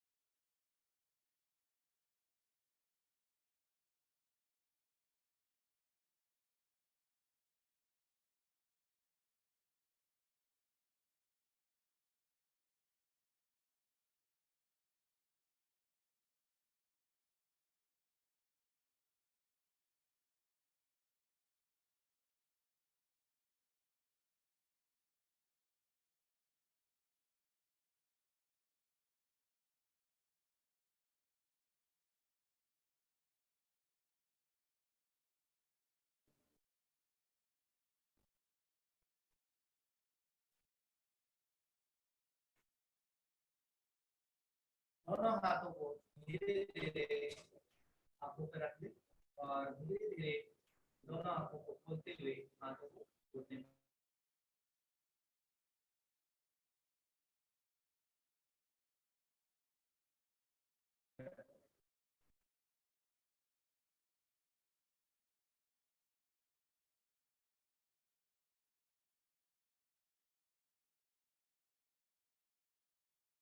अपने आसन पर खड़े हो जाएं।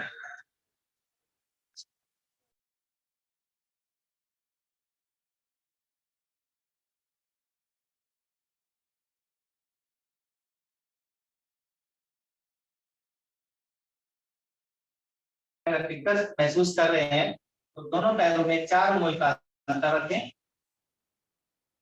पहला जो अभ्यास आप करेंगे, हैंड्स इन और आउट का अभ्यास करेंगे। दोनों हाथ श्वास भरते हुए कंधे के बराबर सीधा ऊपर की ओर उठाएं। दोनों हाथ सीधा रखते हुए आपस में हथेलियां मिला लें। श्वास भरते हुए दोनों हाथों को आउट करेंगे, खोलेंगे। श्वास भरते हुए धीरे धीरे श्वास भरते हुए दोनों हाथों को आउट करें, खोलें। हाथ सीधा रखें, कंधे के बराबर हाथ दोनों सीधा रखें।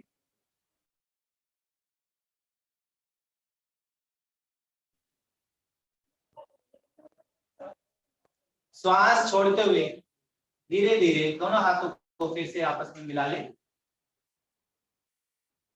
इसी प्रकार 5 बार इसका अभ्यास करेंगे। श्वास भरते हुए दोनों हाथों को खोलें, हाथ सीधा रखने का अभ्यास रखें, सीधा रखें। श्वास छोड़ते हुए दोनों हाथों को आपस में मिलाएं। फिर से श्वास भरते हुए धीरे धीरे दोनों हाथों को खोलें। श्वास छोड़ते हुए दोनों हाथों को धीरे धीरे आपस में मिलाएं। श्वास भरते हुए धीरे धीरे दोनों हाथों को खोलें। श्वास छोड़ते हुए धीरे धीरे दोनों हाथों को आपस में मिलाएं। फिर से एक बार और श्वास भरते हुए धीरे धीरे दोनों हाथों को खोलें। श्वास छोड़ते हुए धीरे धीरे दोनों हाथों को आपस में मिलाएं। दोनों हाथ धीरे श्वास छोड़ते हुए नीचे की ओर लेकर आए। लंबा गहरा श्वास करें और श्वास छोड़ने के साथ पूरे शरीर को विश्राम दें। अगला अभ्यास हैंड्स स्ट्रेच का करेंगे। दोनों हाथ थाई पे रख लें, दोनों जंघों पर।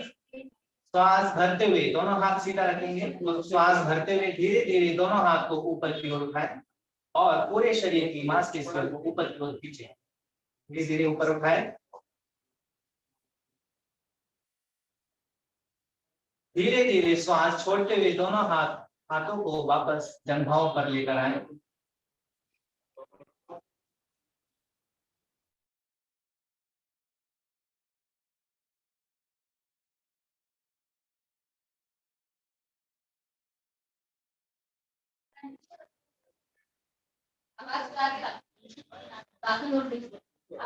श्वास छोड़ते हुए धीरे धीरे दोनों हाथ थाई के ऊपर लेकर आए। श्वास भरते हुए फिर से एक बार ऊपर की ओर उठाएं। हाथ सीधा रखने का प्रयास करें और पूरे शरीर की मांसपेशियों को ऊपर की ओर खींचे। हाथों को सीधा करने का अभ्यास करें। श्वास छोड़ते हुए धीरे धीरे दोनों हाथों को जंघों पे रखें। श्वास भरते हुए धीरे धीरे दोनों हाथों को एक बार पुनः ऊपर की ओर उठाएं।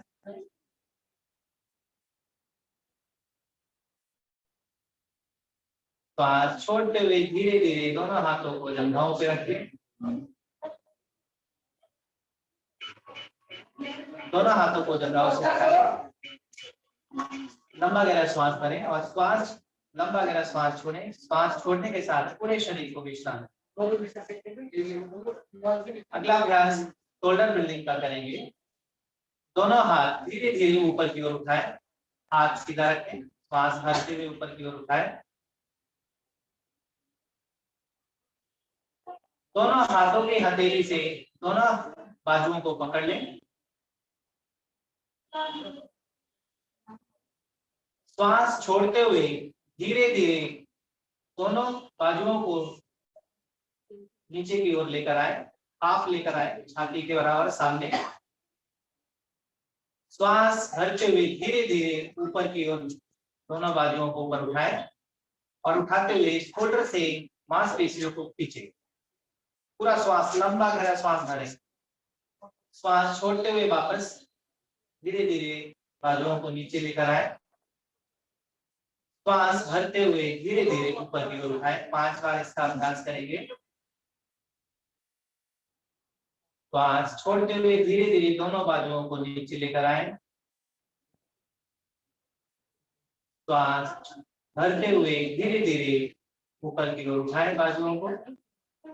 पूरा श्वास भरें। श्वास छोड़ते हुए धीरे धीरे बाजुओं को नीचे लेकर आए। श्वास भरते हुए धीरे धीरे बाजुओं को ऊपर की ओर उठाएं। दोनों हाथ इसी में ऊपर की ओर सीधा कर लें। श्वास छोड़ते हुए दोनों बाजुओं को, दोनों हाथों को नीचे की ओर लेकर आए। शरीर को विश्राम दें। लंबा गहरा श्वास भरें, लंबा गहरा श्वास छोड़ें। श्वास छोड़ने के साथ पूरे शरीर को विश्राम। अब हम टीबी से संबंधित कुछ आसनों का अभ्यास करेंगे। कटी चक्र आसन। दोनों पैर सीधे रखें, मिलाकर रखें, या मिलाकर के खड़े होने में अगर आपको असुविधा हो रही है तो दोनों पैरों में 4 उंगली का अंतर रखें। दाहिना हाथ श्वास भरते हुए धीरे धीरे ऊपर की ओर उठाएं साइड से। हाथों को पूरा सीधा रखें, बाजुओं को कान से टच कर दें। श्वास छोड़ते हुए बाईं तरफ कमर को धीरे धीरे मोड़ने का प्रयास करें। गर्दन सीधी रखेंगे।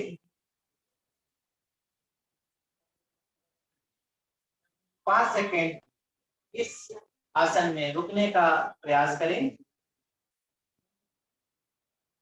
श्वास भरते हुए धीरे धीरे कमर को सीधा रखें। क्या कर दें?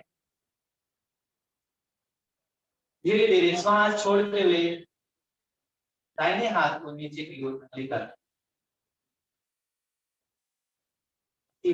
बाएं हाथ से अभ्यास करेंगे। बायां हाथ धीरे धीरे श्वास भरते हुए ऊपर की ओर उठाएं। हाथ को बाजुओं को कान से सीधा टच कर दें। हाथ सीधा रखें।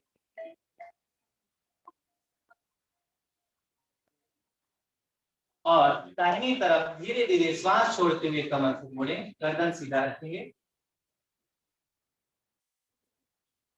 5 सेकेंड इसी अवस्था में आसन को रोक रखें। श्वास भरते हुए कमर को सीधा कर लें और श्वास छोड़ते हुए धीरे धीरे हाथ को नीचे की ओर लेकर आए। पूरे शरीर को विश्राम देंगे। लंबा गहरा श्वास भरेंगे। श्वास छोड़ने के साथ पूरे शरीर को विश्राम। अगला आसन का अभ्यास कटी चक्रासन और अर्ध पद्मासन, दोनों आसनों का एक साथ अभ्यास करेंगे। इसके लिए सभी दोनों हाथ कमर पे रखें, कमर को पकड़ लें, उंगलियां बाहर की तरफ और अंगूठे अंदर की तरफ, उंगलियां आपस में मिली रहेंगी। कमर को अच्छे से पकड़ के रखें। घुटने से पैर को सीधा रखेंगे, घुटना मोड़ेंगे नहीं। और श्वास भरते हुए धीरे धीरे पहले गर्दन को पीछे की तरफ मोड़ें, फिर धीरे धीरे कमर को मोड़ें। प्रारंभ करें। श्वास भरते हुए धीरे धीरे पहले गर्दन को पीछे की ओर लेकर जाए, फिर धीरे धीरे छाती, कमर, और जितना हो सके उतना मोड़ कर रखें। होल्ड रखें 5 सेकंड। इस आसन को करें, जितना हो सके उतना ही आप कमर को मोड़ने का प्रयास करें। श्वास छोड़ते हुए कमर को सीधा करें। छाती आंखें इसमें खुली रखेंगे। हो गया पेशेंट का। श्वास छोड़ते हुए कमर को आगे की तरफ 90 डिग्री पर मोड़ने का प्रयास करें। गर्दन सीधा रखें। सामने की ओर देखने का प्रयास करें। श्वास भरते हुए धीरे धीरे कमर को सीधा करें। एक बार फिर से इसको पुनः अभ्यास करेंगे।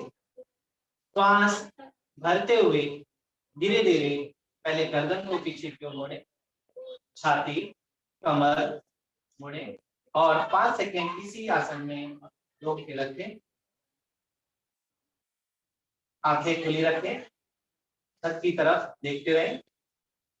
श्वास छोड़ते हुए धीरे धीरे कमर को सीधा करें, छाती सीधा करें, गर्दन सीधा करें।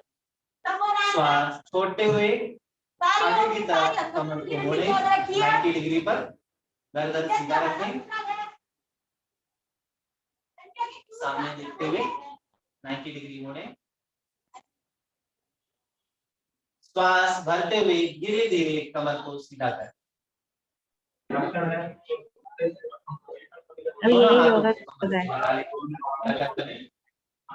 लंबा गहरा सांस भरें और लंबा गहरा सांस छोड़ें। सांस छोड़ने के साथ पूरे शरीर इसका फोटो कहाँ है? इधर एक फोटो लिया ना,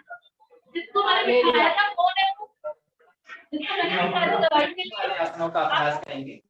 इसके लिए वज्रासन में बैठ जाएंगे, दोनों पैर घुटने से मोड़ दें और बैठ जाएं। जिनके घुटनों में दर्द या घुटने में गैप है वो पैर सीधा करके बैठे या पैर फोल्ड कर दें। इसके बाद फिर डॉक्टर कंक्लूजन होगा ना, ये सुनना है। हाँ इनके साथ है ना, ये नहीं किया तो फिर ये सबके बाद में ये हम करेगा तो पेशेंट ही नहीं होगा। हाँ इसीलिए तो मैंने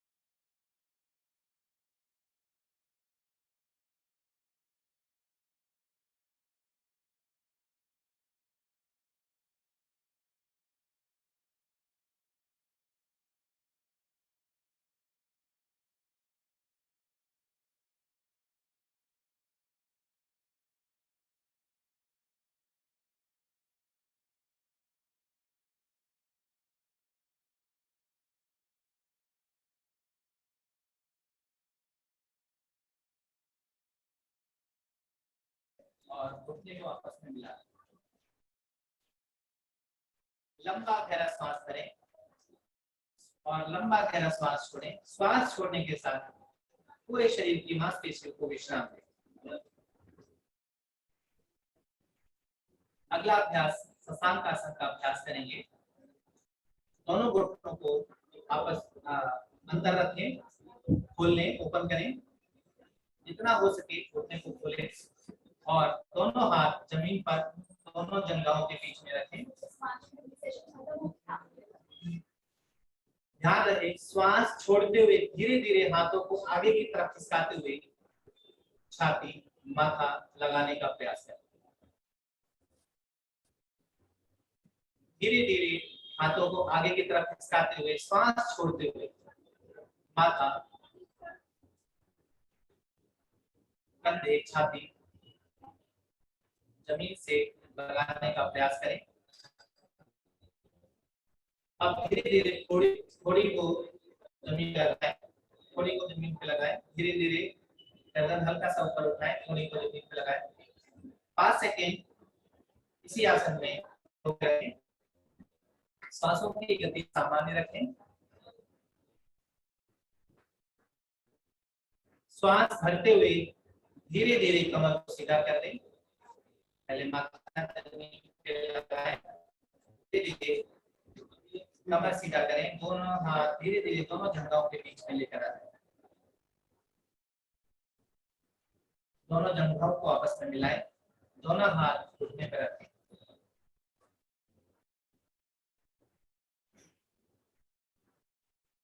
अब भुजंग आसन का अभ्यास करेंगे, जिसके लिए सीधा पेट के बल लेट जाएंगे। पहले घुटने के बल खड़े हो जाएं, दोनों हाथ आगे की तरफ लेकर आए, लेट जाएं, पेट के बल लेट जाएं, पैरों को सीधा कर दें, पेट छाती लगाएं और मकर आसन की स्थिति में लेट जाएं। दोनों हाथ आगे ले आए, हथेली एक दूसरे के ऊपर रखें, हथेली के ऊपर माथा रखें, पैरों को सीधा रखें, पैरों में थोड़ा सा अंतर रखें, एड़ियां अंदर की तरफ जमीन पर टच कर दें, एड़ियां अंदर की तरफ और पंजे बाहर की तरफ। पूरे शरीर को विश्राम दें, पूरे शरीर में विश्राम दें। श्वासों की गति सामान्य रखें। अब हम भुजंग आसन का अभ्यास करेंगे, जिसके 3 चरण हैं। तो उसके लिए पहले सभी दोनों पैरों को आपस में मिला लें, एड़ी आपस में मिलाएं, पंजा आपस में मिलाएं, घुटने से पैर को सीधा रखें, दोनों हाथ कंधे के पास रखें, दोनों हाथ कंधे के पास रखें, माथा जमीन पर लगाएं, कोहनियां ऊपर की ओर हल्का से उठा के रखें। पहले चरण में श्वास भरते हुए धीरे धीरे माथा ऊपर उठाते हुए गर्दन को पीछे की तरफ मोड़ें, धीरे धीरे, बिल्कुल धीरे धीरे करें। श्वास भरते हुए सिर्फ माथा, फेस, चेहरे को सामने की ओर देखने का प्रयास करें। गर्दन सिर्फ गर्दन से मोड़ें, छाती नहीं उठाएंगे, छाती को जमीन पर टच करके रखें। श्वास छोड़ते हुए धीरे धीरे वापस गर्दन को सीधा करते हुए माथा जमीन पर रख दें। दूसरे चरण में इसका अभ्यास श्वास भरते हुए धीरे धीरे पहले माथा ऊपर उठाएं, गर्दन मोड़े पीछे की तरफ, धीरे धीरे श्वास भरते रहें और धीरे धीरे छाती उठाएं। सिर्फ छाती उठाना है, नाभि वाला भाग जमीन से टच करके रखना है। 5 सेकेंड इसी में रोकें। श्वास छोड़ते हुए धीरे धीरे वापस छाती जमीन पे टच करें, माथा जमीन पर लगाएं। भुजंग आसन का तीसरा चरण का अभ्यास, जिसमें तीनों एक साथ ऊपर उठाना है। तो पहले श्वास भरते हुए माथा उठाएं, गर्दन मोड़ें, पेट सामने रखें, धीरे धीरे छाती उठाएं, दोनों हाथों की कोहनियों को सीधा करते हुए नाभि को उठा लें, कमर ज्वाइन से कमर को मोड़ने का प्रयास करें। श्वास भरते हुए करें। याद रहे पीछे दोनों पैर आपस में मिले रहें और पैर आपके घुटने से सीधे रहें। यथा शक्ति जितनी सुविधाजनक आपको लगे उतना ही ऊपर उठाएं। श्वास छोड़ते हुए धीरे धीरे वापस पहले नाभि को जमीन पे टच करें, छाती को लगाएं जमीन पर, माथा लगाएं। मकर आसन में फिर से लेट जाएं, दोनों हाथ हथेलियां आगे की तरफ लाएं, हथेलियां एक दूसरे के ऊपर रखें, माथा रखें, दोनों पैरों में थोड़ा सा अंतर करें, एड़ी जमीन पे लगाएं, पंजे बाहर की तरफ। लंबा गहरा श्वास भरें और लंबा गहरा श्वास छोड़ें। श्वास छोड़ने के साथ पूरे शरीर को विश्राम दें।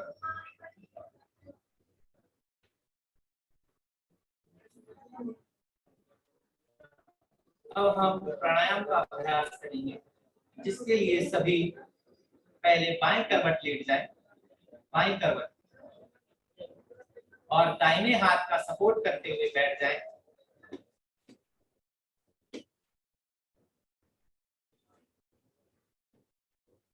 बैठ जाए सुखासन में या पैर फोल्ड करके, जैसे आपको सुविधा लगे वैसे आप बैठ जाए। कमर गर्दन सीधा रखें।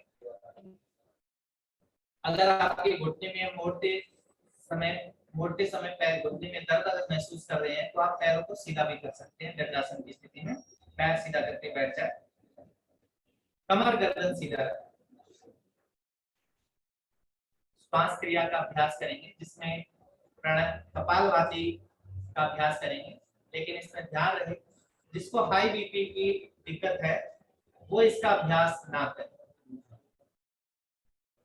और बाकी सभी कपालभाति का अभ्यास करेंगे, जिसके लिए दोनों हाथ पहले घुटने पर रखें, ज्ञान मुद्रा में, कमर गर्दन सीधी, पूरा ध्यान बाह्य विषयों से हटाते हुए अपने श्वासों पर लेकर आए, शरीर पर स्थिर करें, आंखें बंद या खोल के भी रख सकते हैं, और दोनों नासिका छिद्रों से श्वास को बाहर की तरफ छोड़ें, और श्वास सामान्य अंदर की तरफ आएगा। श्वास लेने में आपको जोर नहीं लगाना है, सिर्फ आपको दोनों नासिका छिद्रों से श्वास को बाहर छोड़ें, हल्का सा फोर्स लगाएं छोटे समय, और महसूस करें श्वास छोड़ते हुए कि आपका नाभि वाला भाग अंदर की तरफ जा रहा है। इसको आप लगातार 30 सेकेंड करते रहें, बार बार श्वास नासिका छिद्रों से बाहर छोड़ते रहें, और महसूस करें कि नाभि वाला भाग अंदर की तरफ आ रहा है। करते रहें। कपालभाति क्रिया की जो श्वासों की गति होगी वो सामान्य रहेगी। जल्दी जल्दी इसका अभ्यास ना करें, द्रुत गति से इसका अभ्यास ना करें, बिल्कुल सामान्य गति से करें। करते रहें, पूरा ध्यान श्वासों पर रखें। दोनों नासिका छिद्रों से श्वास फोर्सली बाहर आ रही है, और महसूस करें कि नाभि वाला भाग अंदर की तरफ जा रहा है।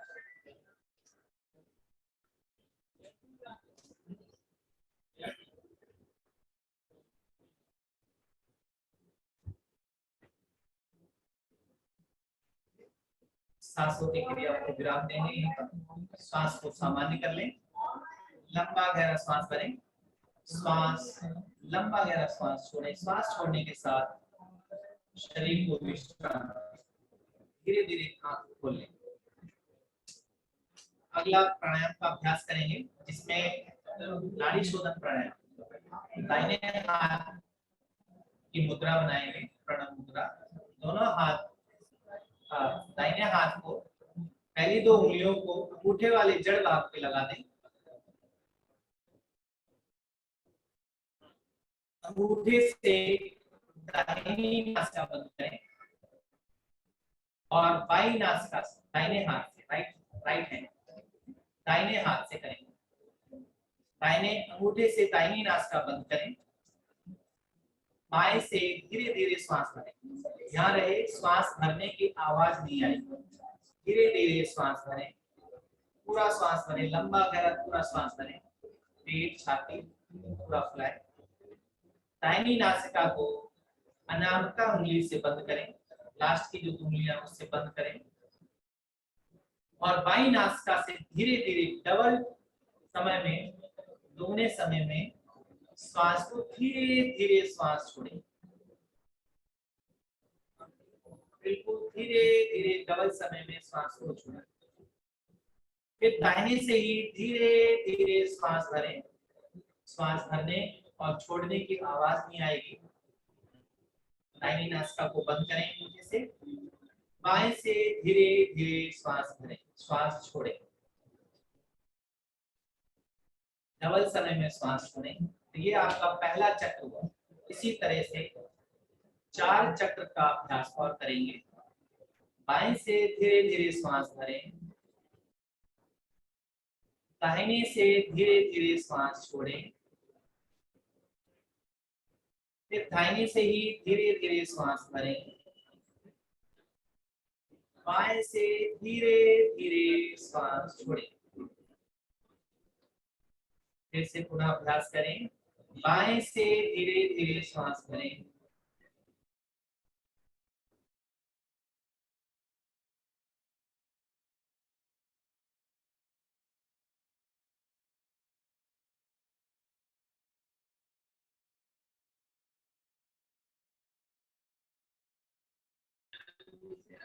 श्वास छोड़ें।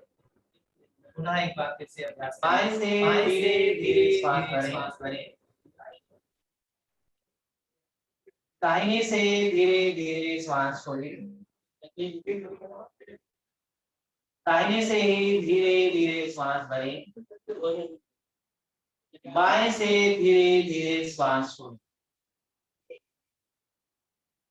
लास्ट एक बार और फिर से पुनः अभ्यास करेंगे, बाएं से धीरे धीरे श्वास भरें, दाहिने से धीरे धीरे श्वास छोड़ें, दाहिने से ही धीरे धीरे श्वास भरें, बाएं से धीरे धीरे श्वास छोड़ें।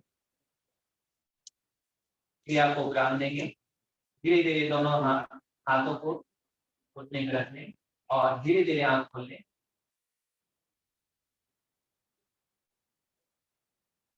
अब हम क्विक रिलैक्सेशन टेक्निक्स का अभ्यास करेंगे, जिसके लिए मैं ममता जी को बुलाना चाहूंगा कि वो इसका अभ्यास कराए।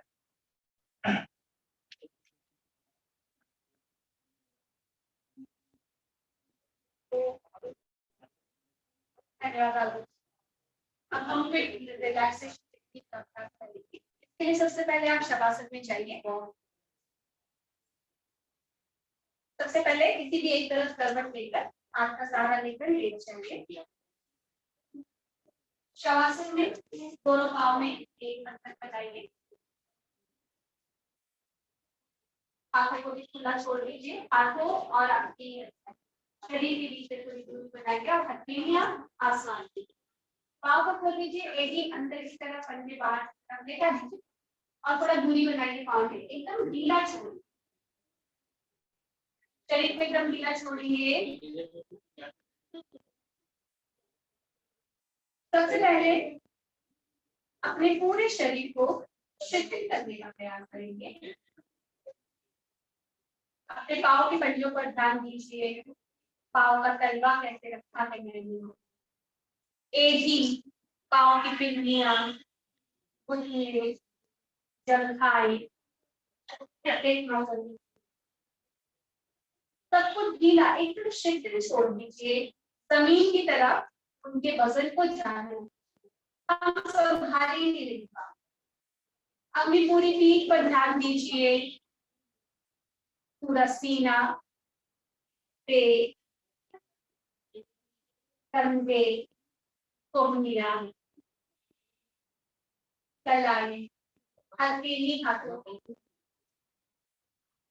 के शिथिल रखने का प्रयास करेंगे। हाथों की हथेलियां आसमान की तरफ पलट दीजिए अपने हाथों को। अगर आपके हाथ की हथेलियां जमीन की तरफ है तो गले गर्दन पर ध्यान देंगे, जबड़े पर ध्यान देंगे, उसको सीधा छोड़िए।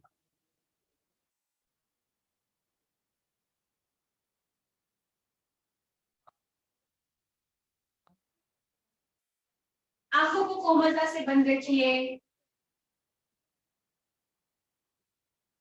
नासिका में यानी कि हमारी नॉस्ट्रिल में आधी जाती श्वास पर ध्यान दीजिए। एकदम शिथिल अपने आप को करते जाएंगे।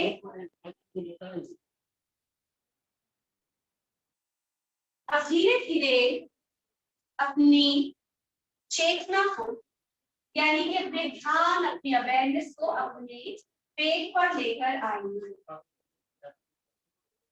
और आपकी जाती श्वास के आधार आपके पेट में कैसी गति चल रही है। पेट, नाभि किस तरह से आती जाती श्वास के साथ हल्का सा उठता है और हल्का सा वापस अपनी जगह। अपनी श्वास को बिल्कुल नहीं छेड़ेंगे, जैसी चल रही है श्वास उसको चलने देंगे, मात्र उसे देखना है, अपनी पेट पर अपना ध्यान डालना है।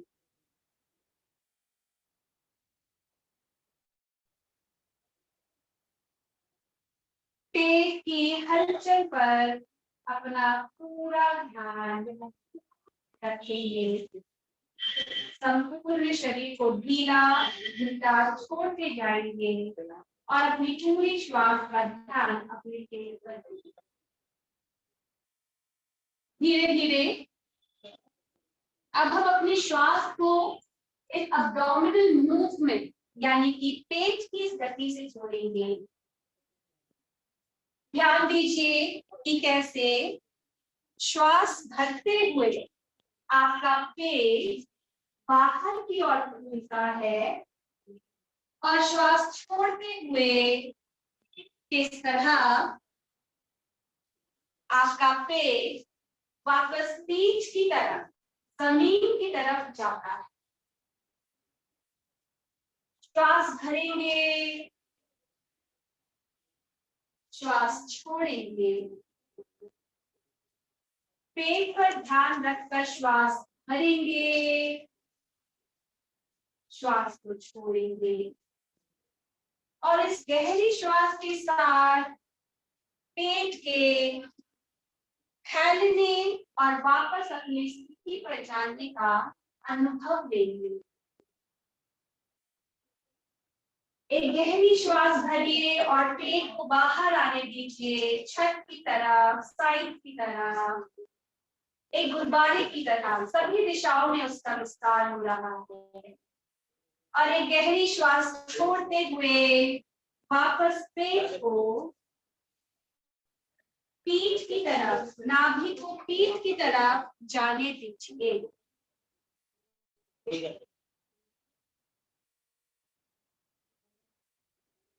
कुछ और देर के लिए इस अभ्यास को जारी रखेंगे।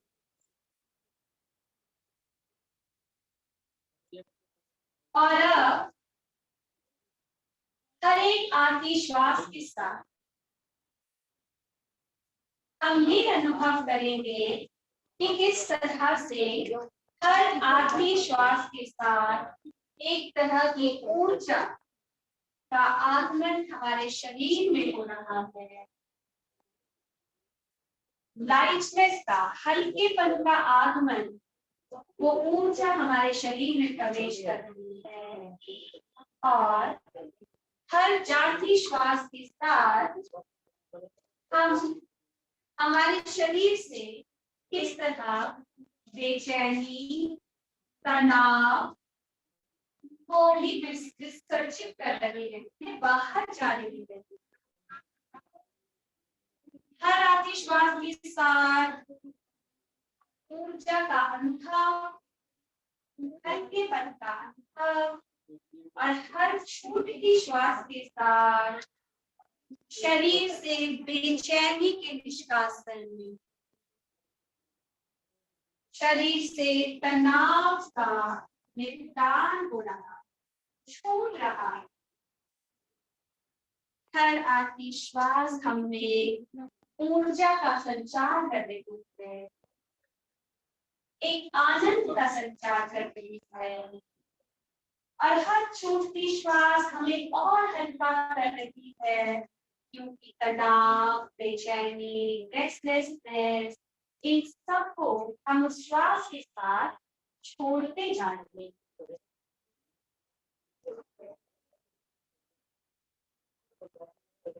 कुछ और देर के लिए इस अभ्यास को जारी रखने के लिए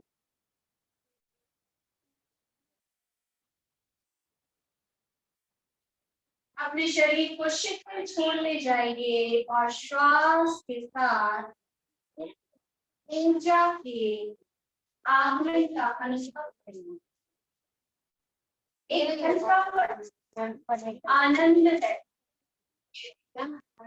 शोल्डर सीने को एकदम ढीला छोड़ते जाइए। पेट और श्वास के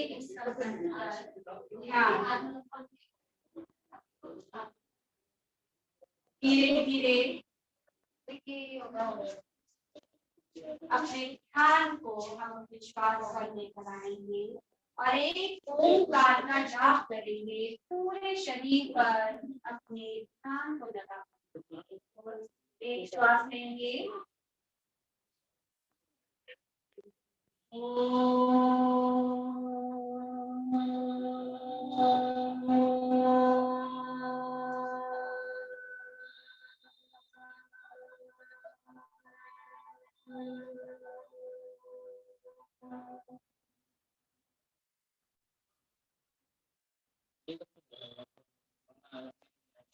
इस श्वास को विराम देंगे और सामान्य श्वास बनाएंगे।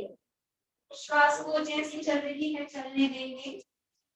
अपने पाँव की उंगलियों को हल्का सा हिलाइए, हाथों की उंगलियों को हल्का सा हिलाइए। गर्दन को जमीन पर रखे रखे, सिर को जमीन पर रखे रखे, हल्का हल्का दाया बाया घुमाइए। किसी की एक तरफ करवट नीचे, किसी की एक तरफ करवट लेकर लेट जाइए और ऊपर के हाथ को जमीन पर रखकर हाथ का सहारा लेकर उठकर बैठ जाइए।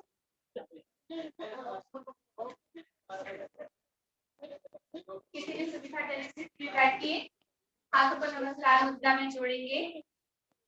एक बार ओम और 3 बार शाम की बात करेंगे। आप सबको नमस्कार। इस टीवी वर्ल्ड टीवी दिवस पर आप लोग सब लोगों को भाग लेने के लिए बहुत नमस्कार हमारा। It was a very wonderful session to see the various speakers and also hear the poetry from our young doctor. It was very heartening to see the poem, sir. Thank you for being very poetic and giving this message to the people across by your poetry, and hats off to your creativity of that. Thank you so much. So हम ये भी चाहते हैं कि ये इस दिवस के आधार पर हम यहाँ पे रोज योग की कार्यक्रम शुरू करें टीबी पेशेंट्स के लिए और उनको योग सिखाएं ताकि वो अपने स्वास्थ्य को रक्षा कर सकते हैं ठीक से और अपनी श्वास कोश की क्षमता को बढ़ा सकते हैं और इम्यूनिटी को भी बढ़ा सकते हैं। और इससे डॉक्टर गरिमा, डॉक्टर सुजाता और बाकी अन्य दो डॉक्टर्स यहाँ पे आए थे जहाँ पे जिन्होंने अपना अमूल्य समय व्यक्त किया था हमारे साथ। हम सबको धन्यवाद देता हूँ और आशा करता हूँ कि हम आगे भी ये कार्यक्रम योग और नाशपाती की कार्यक्रम टीबी पेशेंट्स के लिए जारी रखेंगे और रोज हफ्ते में एक बार तो सही इन टीबी मरीजों को योग की क्षमता सिखाएंगे, उसको किस तरह का योग करना चाहिए, किस तरह की खान पान करना चाहिए। इसकी रोज एक हफ्ते में इसकी एक सेशन हो तो ये बहुत बढ़िया रहेगा ताकि ये कंटिन्यूटी रहेगा ये प्रोग्राम। और इसके साथ हम इसमें संशोधन भी करना चाहते हैं कि देखना चाहते हैं कि योग से और अच्छा खान पान करने से किस तरह की इम्यूनिटी बढ़ती है और किस तरह की वो लोग बहुत जल्दी इस रोग से मुक्त हो सकते हैं। तो इसका भी एक संशोधन होना बाकी है क्योंकि इसकी कुछ आपने देखा होगा कि डॉक्टर गरिमा ने उसका एक रिसर्च का जिक्र किया था जहाँ पे उन्होंने दिखाया कि योग करने से टीबी मरीजों में एसिड फास्ट बासिले की काउंट बहुत कम हो जाता है, जल्दी कम हो जाता है। तो ये भी देखने को और इसको और वैलिडेट करना है और अच्छी तरीके से वैलिडेट करना है। बहुत सारे सेंटर्स में इसको वैलिडेट करना है और इसका एक रिसर्च की प्रोग्राम भी हम लेंगे, इसको साथ में लेके इसको भी कार्यान्वयन करने की इच्छा कर रहे हैं हम लोग। और इससे मैं सबको धन्यवाद देता हूँ और आशा करता हूँ कि आप सब लोग इसमें जुड़ेंगे और CCRN की सहयोग करेंगे। I also thank all the attendees from various colleges, yoga nationality colleges, students and other communities, the principals of the colleges who have made the students to join this particular program and giving a good color to this particular program. Thank you one and all. Namaskar. Jai Hind.